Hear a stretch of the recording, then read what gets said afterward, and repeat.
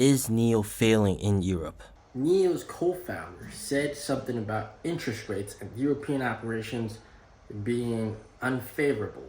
What is that all about? So guys, I am currently at Beijing's 6th NIO house. It's a smaller NIO house, but it gets the job done. And I can tell you, Little P absolutely loves the Joy Camp over here. He is having so much fun. So back a while ago, NIO's CEO and co-founder were giving this face-to-face presentation with a lot of NIO owners talking about removing battery swap for free, making it not free for newer customers. And during this process, and I watched through the whole entire thing, the co-founder said something very interesting about European operations. And this is what he said. 关键还有欧洲最近利率变化利率变化把本来很好的一个事儿现在变得不划算了。对，不合算，对。它主要是这个。 That is very interesting. He said rise in interest rates in Europe have made things unfavorable for Europe. Unfavorable for the customer side. Higher interest rates means higher monthly fees or higher financing fees. That is why the co-founder said it was at first favorable when they planned to launch subscription leasing exclusive in Europe, in Germany, because back then when they were planning this, interest rates were low, but then as they launched, interest rates grew higher and it made it unfavorable. By the way, this NIO house looks kind of empty. That's because it's filmed at 9:30 p.m. on a Tuesday. There were several customers before that. Now, this brings about an interesting conversation. How are things going on in Europe? Because things quite recently have been going pretty well for NIO here in China. But I've been getting a lot of responses from NIO owners in Europe and also people that are about to become NIO owners in Europe, and also you guys, subscribers in Europe. Many of you guys have said the monthly payments for a NIO to lease a NIO is way too expensive compared to the average salary. That's what you guys said. Now, with a starting price of 47,500 euros, I think it's a pretty good deal for ET5 over there in Europe. Now, for the subscription pricing, the cheapest one was actually a ET7 for 920 euros a month. It is kind of steep, but we now know the reason why. We can blame it on high EU interest rates, according to the co-founder. Now, you guys have said that the Teslas are a lot cheaper, and in that sense, most people will get a Tesla. Well, it's the same story here in China. Teslas are also cheaper than NIOs here in China. Still, doesn't affect the fact that NIOs are actually more premium, luxurious than a Tesla. And a lot of you guys have repeatedly talked about the quality of a Tesla just not being there. And for a NIO, of course, the quality is just superb, all right? And you got to think about the benefits of battery swap that it brings to you long term.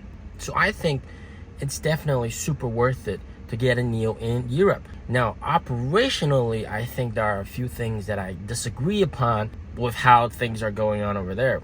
One example is the fact that NIO houses are not exclusive to NIO owners, the lounge area.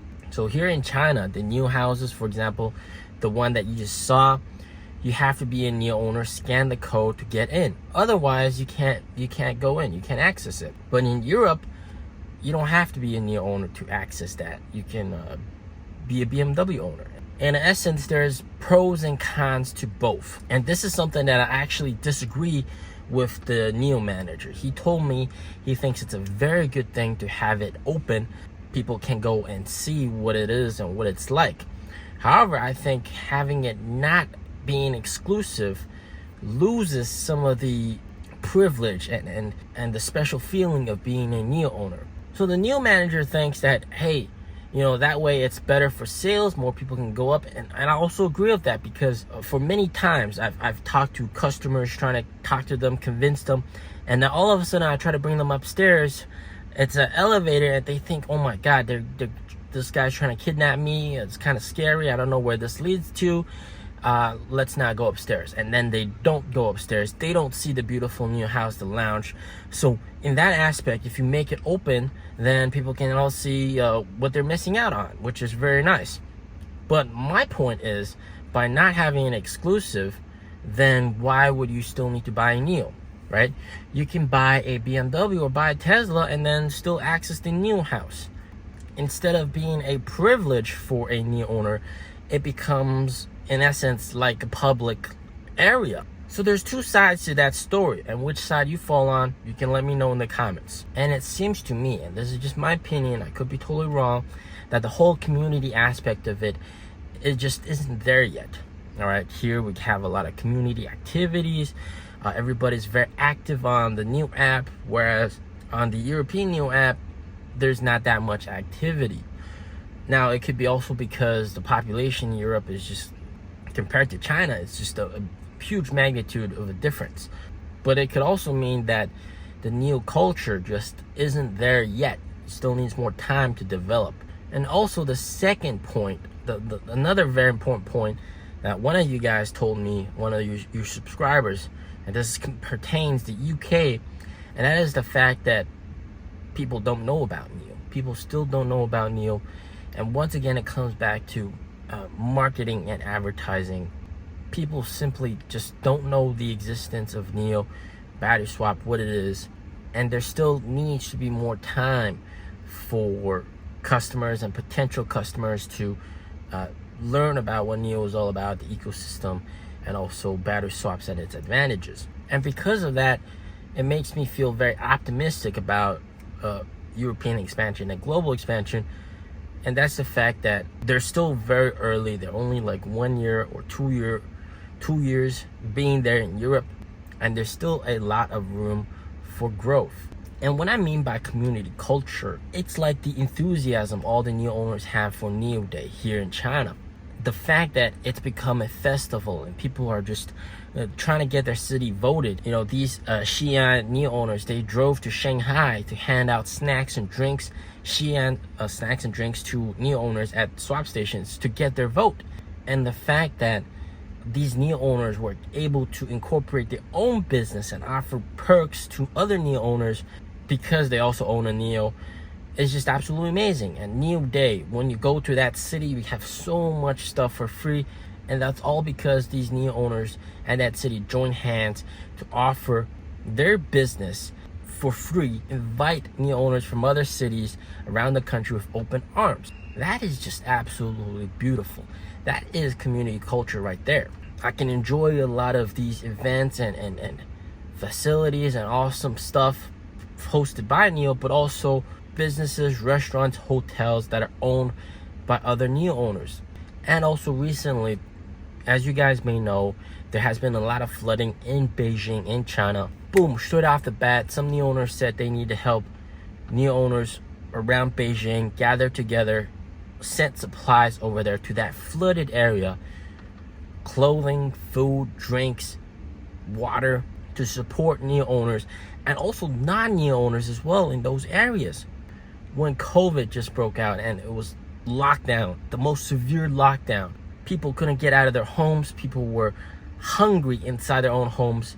A lot of NIO owners that were able to traveled around bringing food to other trapped NIO owners at their homes, helping people out. Another amazing story, the NIO manager, he was on his way to his hometown, which was really far away, and on the highway he saw a NIO with the hazard lights on the side of the road, an ES8, and there was something apparently something wrong happened with the car, a slight malfunction or something. But he felt the responsibility to park his car behind that NIO, so that if there was an incoming car to crash, his car would be the first one to get hit.